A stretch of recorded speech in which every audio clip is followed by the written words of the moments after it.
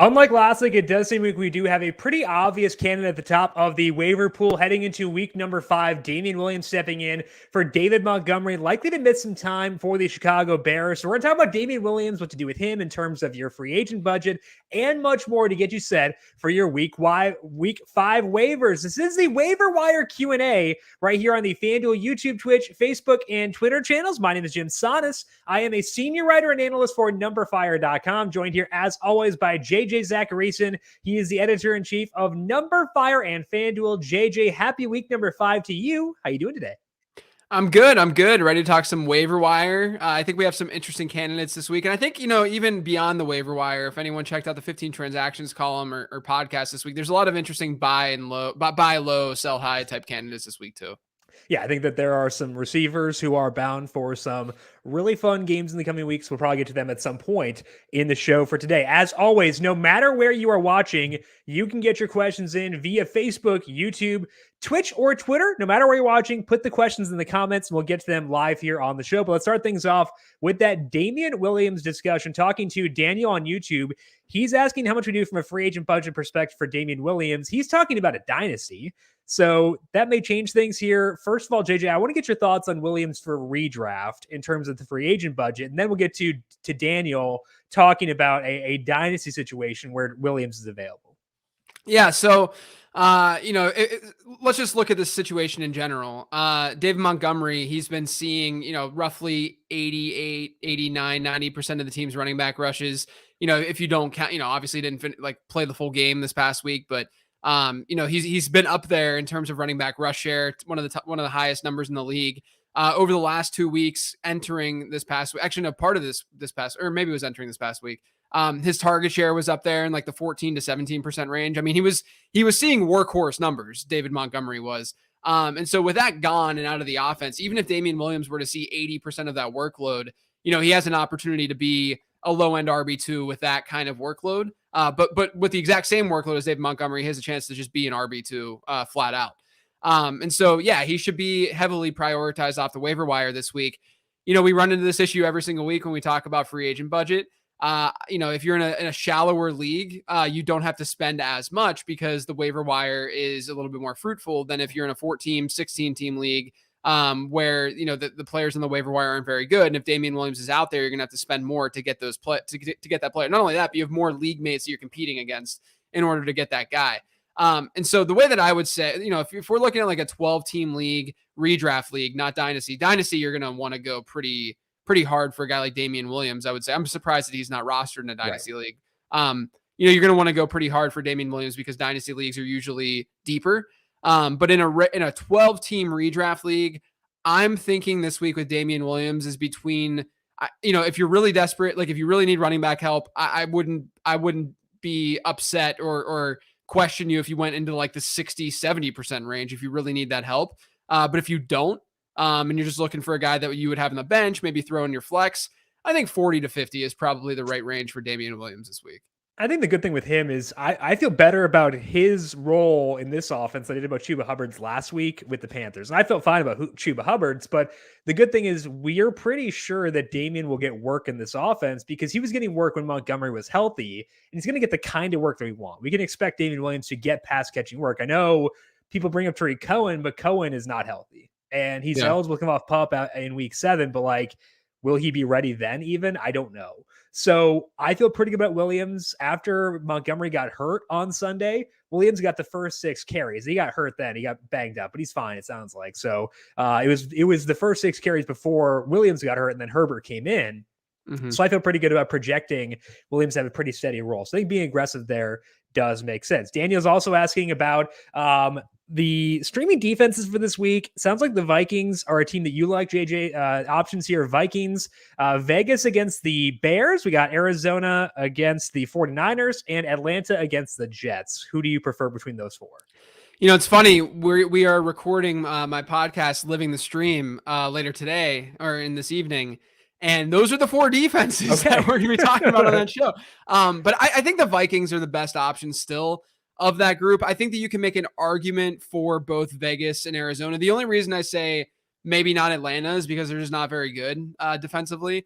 But the Vikings defense, they can definitely be thrown on, but they're still getting to the quarterback, and their pass rush has not been that bad. They're top 10 in pressure rate. They're top 5 in sack rate this year. And they're facing a Detroit team that, hopefully would be in a negative game script because Minnesota's a 7.5-point favorite. A Detroit team that's been bottom half in the league in sacks allowed and sack rate allowed. So I think the Vikings are at least set there to have a pretty good floor. And then obviously from a ceiling perspective, what we look for from a ceiling standpoint with defenses is, you really kind of are projecting that floor more than anything else, because the ceiling really comes from variance, and it comes from, did this ball tip this way? Did they get a pick six or something like that? But I do like the Vikings quite a bit this week. Yeah, that spread is 7.5. I've got it at 10.7 based on my numbers, so potentially even better than it may seem on paper. Joseph is asking, hey, JJ, what are your thoughts on Trey Lance this week and him and Justin Fields the rest of the way? I also got a question from Nate asking, would you drop Fields for Lance? So we don't know if either guy will start this weekend. Sounds like Garoppolo actually has a chance to play. Andy Dalton, of course, is the team starter, as we must be reminded every 5 minutes. What are your thoughts on Lance in general, and then Lance versus Fields going forward? Yeah, so I'm definitely not as high on Justin Fields as I was at the beginning of the season, because we now have a sample size of how they're utilizing him, how they're not, he's not escaping the pocket as much as we would like, all of that. And Trey Lance stepping in for Jimmy Garoppolo this past week, there's some like flashbacks of when Justin Fields stepped in for Andy Dalton, and Fields ran the ball like 10 times in 2.5 quarters. And we're all excited because, maybe we're going to see that kind of rushing production from the quarterback moving forward. And then we just haven't from Justin Fields. So you have that in the back of your mind when it comes to Trey Lance, is that, yeah, he ran the ball 7 times. Yeah, he had 41 yards on the ground. Yeah, he's very electric with the ball. I thought entering the league that he was going to be more of a prolific rusher. I think you did as well, than Justin Fields did, because the arm was there for Justin Fields. It was a little bit more mature, whereas Trey Lance was more of a raw prospect. And, given that, then we could see him just tuck and run a little bit more often than what we'll see with Justin Fields. And I also trust Kyle Shanahan utilizing the strengths of his quarterback, as opposed to Matt Nagy and Bill Lazor, et cetera, utilizing Justin Fields. And then obviously the weapons are there for Trey Lance. And the offensive lines, but the offensive line's a disaster for Chicago. It has been this season. And it's not as bad in San Francisco. And so, you have a lot of positives to look at with Trey Lance. I would prefer Trey Lance over Justin Fields rest of season.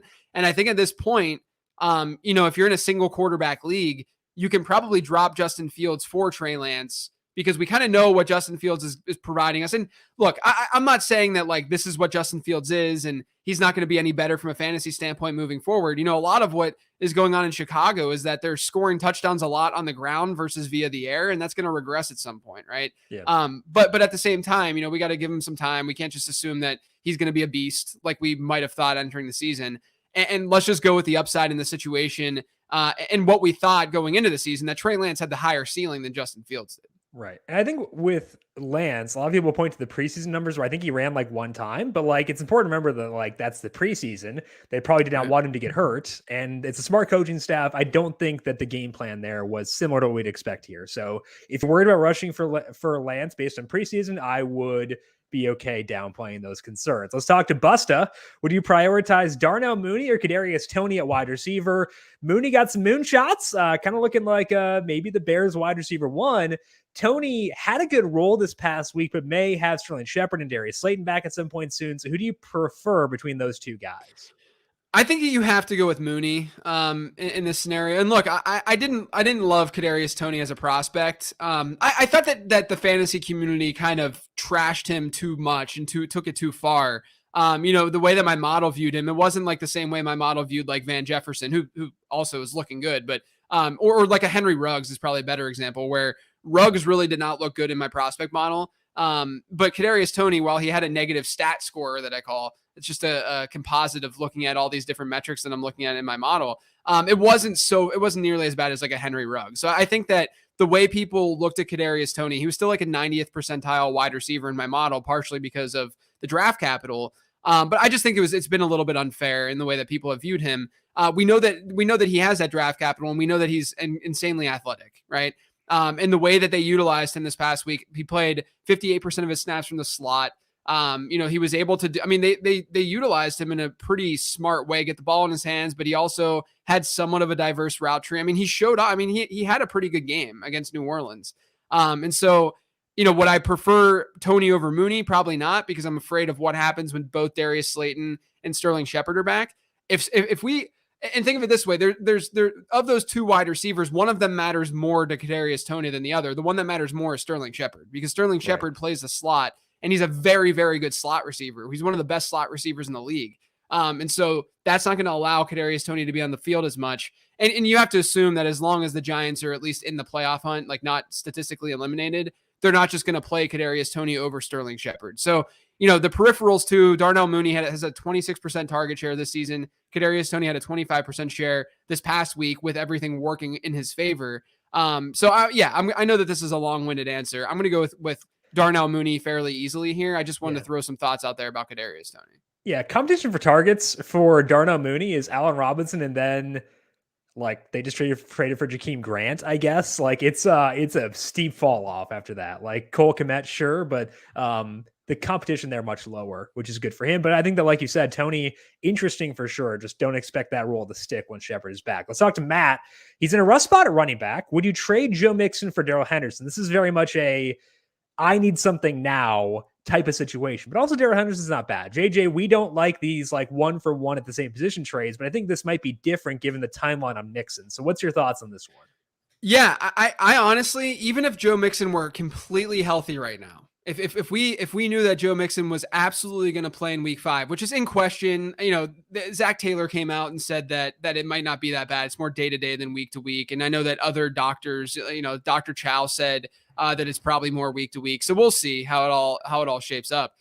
I'm still going Darrell Henderson over Joe Mixon. And let's just think of it this way. If you look at their peripherals right now and the way that the Rams are utilizing Henderson, maybe Joe Mixon's going to have a little bit higher of a running back rush share within his offense versus Darrell Henderson. But Darrell Henderson has had a better target share in the majority of his games played this year, and it's in a better offense. They have a better offensive line. They have a better just offense. The offense is going to score more. It's going to be better in general.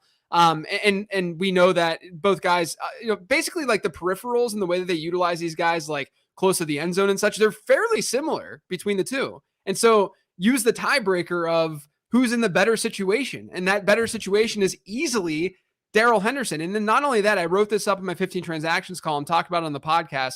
Darrell Henderson and the Rams offense have an unbelievably favorable schedule for running backs. If you look at the next 11 weeks, only 3 of their opponents are below average in adjusted fantasy points allowed. And if you look at what happens through the rest of the season, only 2 teams, Houston and Jacksonville, have more favorable running back schedules than the Rams do. And now look, that's going to change with more data, because that's all adjusted based on how opponents are playing one another, et cetera, et cetera. That's going to change. But I think that it's still something that's another thing that favors Darrell Henderson is that this schedule looks really, really good. So I just think that Henderson's a smash buy this week because given this question and just given the way that people are talking about Henderson and viewing him, I think people view him as this fine enough RB2, but he's legitimately a fringe RB1. Jim, you and I were talking before the show about guys that we would rather roster than Darrell Henderson. I got to 5 names and it got real tough. Yeah, you get to and look, I think that you can make the argument for a lot of guys, right? I think that where the line starts to be drawn is when you get to the Jonathan Taylor, CEH kind of guys where, they're not seeing as much work through the air as we would like. And, in Jonathan Taylor's case, he's a little bit game script dependent. CEH's case, he's not seeing all the goal line work. Darrell Henderson's seeing that stuff. He's getting that work and he's in a better offense. And, you have to adjust your priors and the way that you felt entering a season with some of these guys. And it's not like Darrell Henderson was this horrific prospect coming out either. It's not like he's been this bad running back.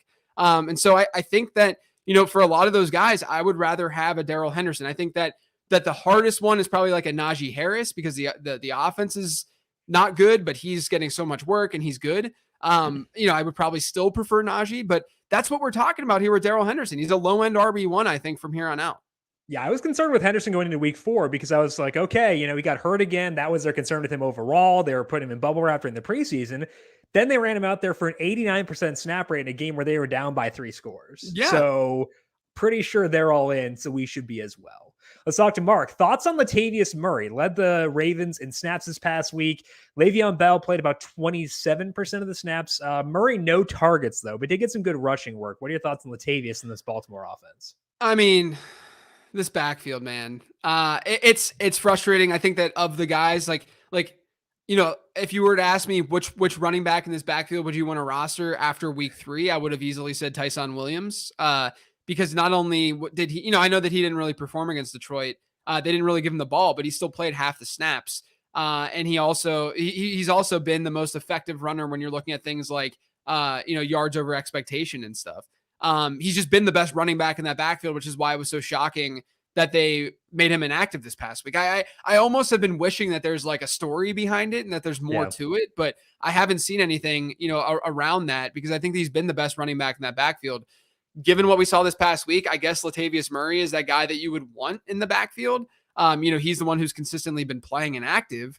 But is there a running back in this backfield that I'm going to want to trust as an RB2 or a weekly starter in my lineup? No, I don't think it's going to be that worthwhile, especially given the tendencies of the way this team operates. And we know that they're just not going to target their running backs that much out of the backfield. I think one thing to keep in mind with Latavius too is that this rotation is still evolving, because the running game has not been very good outside of Lamar for this team. That's not usual for them. So I think they're going to keep on trying things, see what works. I'd expect Le'Veon Bell to get a crack at it at some point. It's still evolving. I think we should keep that in mind with Latavius. It's not set in stone by any means.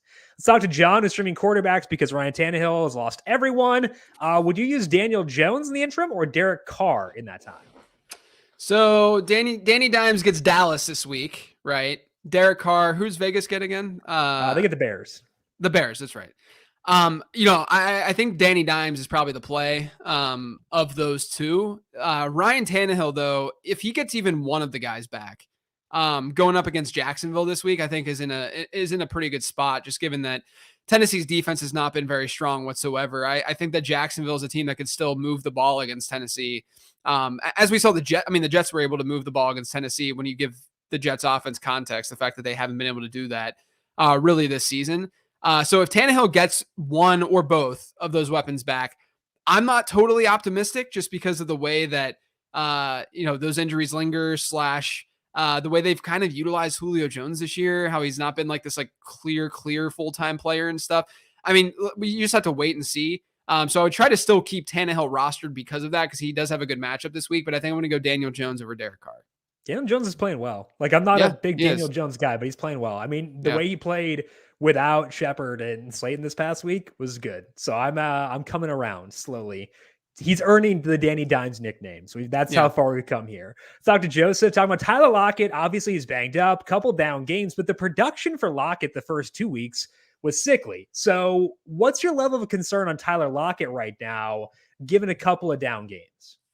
I've seen a lot of takes out there of it's gone from victory lapping Tyler Lockett to then now a lot of people saying, I thought inconsistency didn't matter and that it wasn't. No, I mean, it's a thing. Inconsistency is a thing. It's just that we overrate what inconsistency means for our fantasy teams, right? So no one should be debating what, like, if you look at Tyler Lockett's history and you do some calculations using like the coefficient of correlation or variation or something, you can see that Tyler Lockett is indeed an inconsistent fantasy asset. But the argument is that it doesn't really matter because you're getting spiked weeks, and those are just as important as, a middle of the road kind of performance. So with Tyler Lockett, the other thing too is if you look back at his splits last year and really throughout his recent career, his splits have been worse when he's been injured.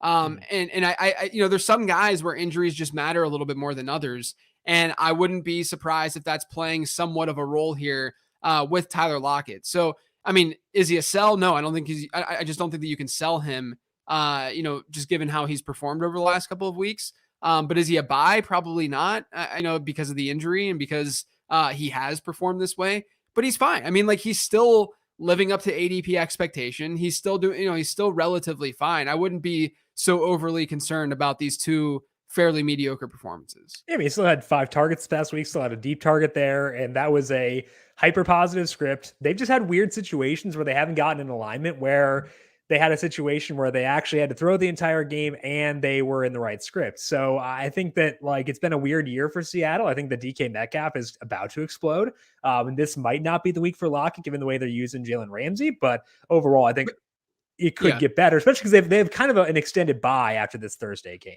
The other thing with Tyler Lockett is like, yes, he's going to live and die by the deep ball more than other wide receivers will. And the first 2 weeks of the season, he was out of control effective on deep ball, on deep passes. I mean, it was just out. He had like 250 yards and 3 touchdowns on 15 plus air yard throws through the first 2 weeks of the season. That's not going to maintain. It's not going to keep up. Right. But then we can't assume that that's never going to happen again. Right. So there's a balance here, right? Like like we shouldn't expect the first 2 weeks. We shouldn't expect the last 2 weeks. There's something more middle of the road with Tyler Lockett.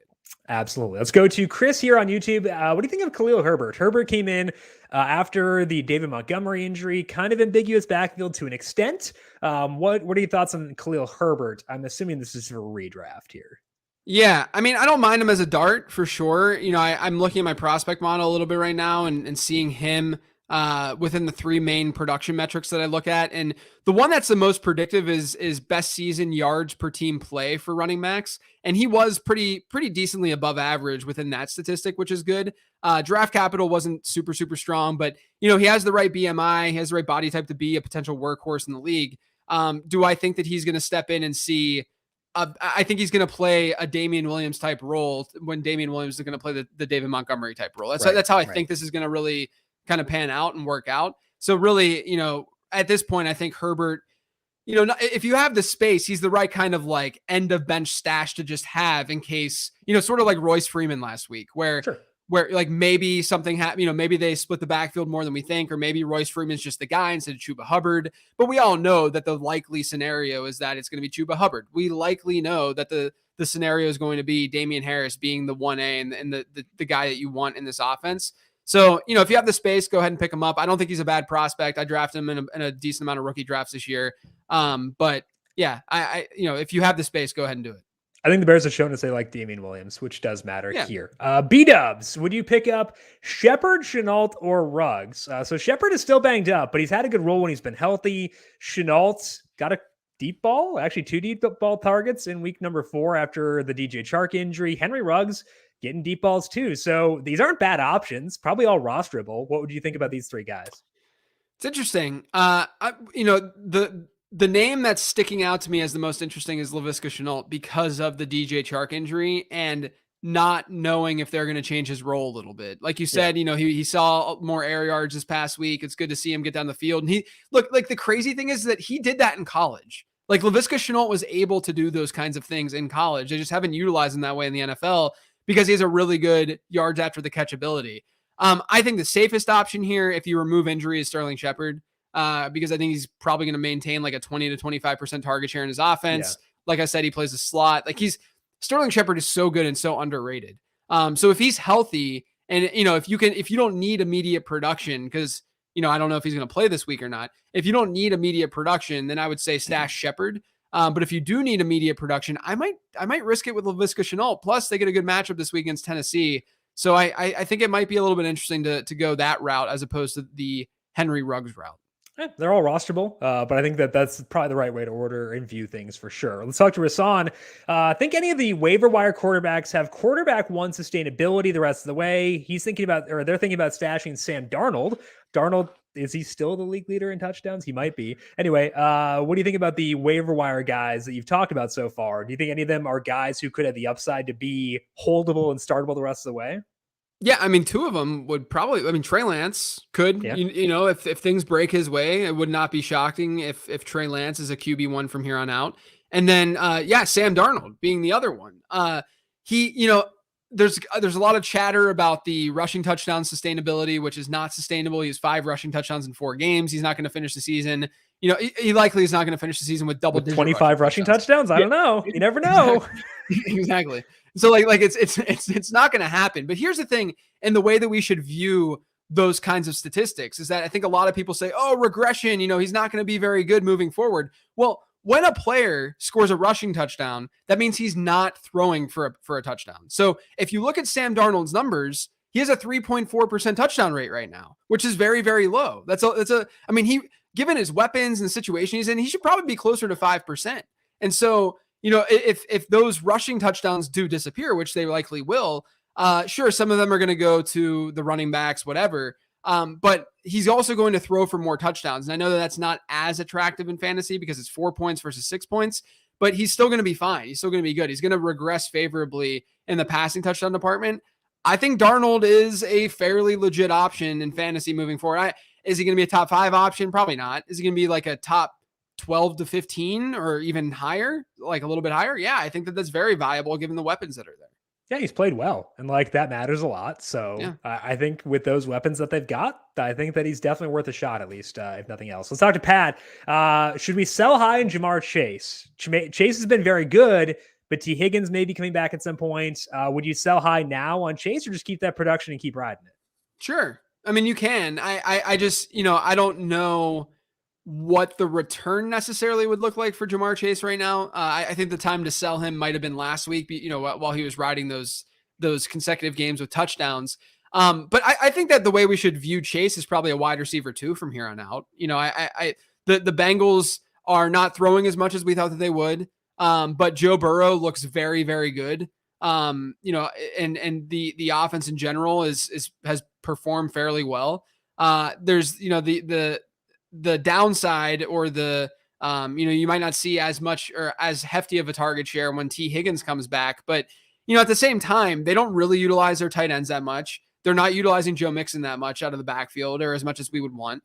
And so there's room for all three of those guys to eat and see a decent share. Not only that, keep in mind, Tyler Boyd has seen an inflated target share over the last few weeks. Like, he was a borderline sell for me in the 15 transactions column this week because he's had favorable matchups against Chicago and Pittsburgh, who aren't good against the slot. And then T. Higgins gets hurt, so obviously he's going to see more work. So I'm more worried about Tyler Boyd than I would be Jamar Chase right now. I think Jamar Chase he's a 99th percentile prospect in my model. He's a beast. He's good. He's at least going to be a wide receiver 2 from here on out. And I don't think that you could sell him as a true wide receiver 1 and get like a Stephon Diggs or something in return. Right. And it's important to know, too, in the first 2 games with T. Higgins healthy, Jamar Chase had 20% of the overall targets and 71% of the deep targets. So they were going deep to him still. It was 3-2. It was a small sample, but hey, they were still throwing it to T. Higgins or to Jamar Chase plenty. So T. Higgins being back will not kill Jamar Chase. Let's talk to Gerard. How much are you laying out there in terms of free agent budget for Samaje Perine? My broken brain thought LaMichael for a second, then later realized that's not him. So Samaje Perine with the Joe Mixon injury, are you actually laying down free agent budget for Samaje Perine? And would you take a look at Alex Collins? I mean, you can take a look at him. It's really, I would say more of a handcuff situation for Collins, but with Perine, it just comes down to whether or not Joe Mixon's going to play this week. Like I said, doctors are saying that it sounds like Mixon is more week to week, but Zach Taylor thinks it's more day to day. I would say count on Joe Mixon missing this week. And as a result of that, maybe lay 5% of your budget on Perine.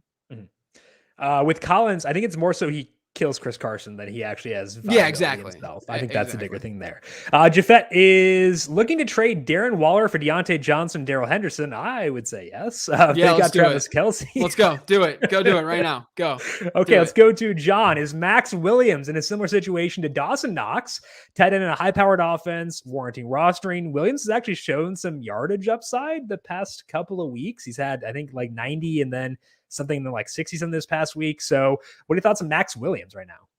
We're seeing a little bit more consistency in target share. And it's not like like Dawson Knox is not seeing this like insane target share, but he's seeing like consistently a 10% plus share each week. And he's also seeing a little bit more work in the red zone and close to the end zone and in the end zone. He has end zone targets as well. I mean, he's like, let's just call it Max Williams is a diet Dawson Knox. That's probably the best way to look at it. Yeah, probably. Let's talk to Brad. Better add Damien Williams or JD McKissick. So McKissick probably has like rest of season appeal, whereas Williams maybe muted more like 4 or 5 weeks. Is that enough to tilt the scales in favor of McKissick there, or are you still going Williams? I'm still going Williams here. You're going to need a certain game script for McKissick or obviously an Antonio Gibson injury. Okay. Let's go down here to Gerard. How worried should you be about Allen Robinson? Can he rebound, or is it just a situation where things are pretty gross at this point? It's gross. It's really gross. I mean, he has a 24% target share, but Darnell Mooney has better peripherals and better production so far this year. I just, I do think that if you want to look at it from a half glass full perspective, the Bears are going to start throwing for their touchdowns more than running because they have a really, really low pass to rush touchdown ratio that generally regresses. But I'm just not optimistic in the Bears offense in general. Their defense is playing fine, so they can probably be a fairly conservative offense. And yeah, I mean, that's where we're at. I think we're going to get like wide receiver 3 at best numbers from Allen Robinson this year. Yeah, it's pretty rough for sure. Let's talk to Terry. Should you drop Taylor Heineke or Matt Ryan for Trey Lance this week? Why not drop both? But would you drop one of those guys for Trey Lance, I'd assume? Yeah, I'd drop either of them. Yeah. I would drop Matt Ryan for nothing at this point. And then which tight end do you want between Dalton Schultz and Dawson Knox? Dalton Schultz, massive target share without Michael Gallup. What are your thoughts here? Yeah, Dalton Schultz is the dude right now. I think that even when Gallup is back, Schultz is probably a tight end 1 in fantasy. He's awesome. His target shares have been massive the last couple of weeks. And the key thing this past week is that it was the first week that we saw a real clear separation in routes run between Blake Jarwin and Dalton Schultz. And over the first 3 weeks of the season, we saw week 3, Dalton Schultz have a better target share than Blake Jarwin, but they were running similar routes still. Like they were still on the field and getting similar usage from that perspective. This past week, we finally saw Dalton Schultz run, basically more than double the amount of routes as Blake Jarwin, which tells me that Dallas is finally like, okay, he's the better tight end. We need to get him the ball. And they're doing so efficiently, which is great. Yeah. 2 more quick here. Grim fan, should I pick up John Ross? John Ross had a long touchdown. I was going to try to sell it. Nope. All right. Can't sell John Jackie Ross. Moon, would you drop Brian Edwards right now from the Raiders? Sure. Yeah, I think so. I would rather have like a Hunter Renfrow on that team than Edwards. All righty. That is going to do it for this waiver wire Q&A. Heading into week number 5 should be a fun one. I think some good options for this week as well. JJ, big thank you for swinging on here once again. Where can people find the Late Round Podcast? They can find it anywhere podcasts can be found, Jim. Just search for the Late Round Podcast. Wow. How convenient is that? Find JJ on Twitter at Late Round QB. I am at Jim Sannes, JIMSANNES. You can also find 15 transactions up on numberfire.com. We'll be back here once again on Thursday, previewing Thursday Night Football. Brandon Gadula will swing by and talk about the Seahawks and the Rams. Pretty fun game, both for betting and for daily fantasy. Brandon will be talking about that stuff Thursday, 4 to 4:30 on the FanDuel YouTube, Twitch, Facebook, and Twitter pages. So make sure you are subscribed over there. Big thank you to Joy Affleck, our video producer, for running the video side of things here today. Thank you, Joy, as always. And thank you to everyone for tuning in. Good luck to you on your waivers. We'll talk to you once again next week. This has been the Waiver Wire Q&A.